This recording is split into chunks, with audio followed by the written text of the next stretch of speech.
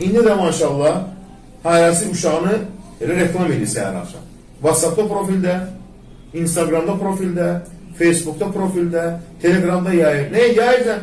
Gözlə öldürsünlər də evladı. Neye yayırsan?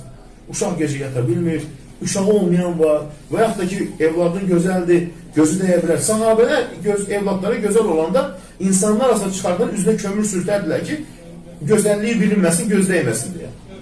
Lazım deyil kömür sürtmək zamanımızda. Şəkil yayımı kifayətdir. Amma özümüz yayırıq. Profildə uşağı ilə yemək yiyir. Uşağını, necə deyərlər, yerlədir.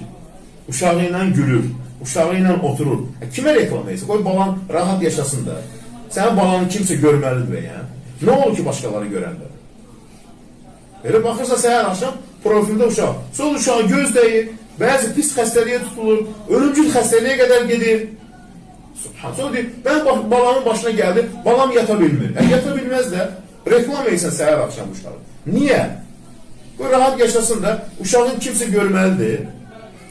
Bəzən həyatını reklam edir. Evdə kuxnasında yemeği yiyir.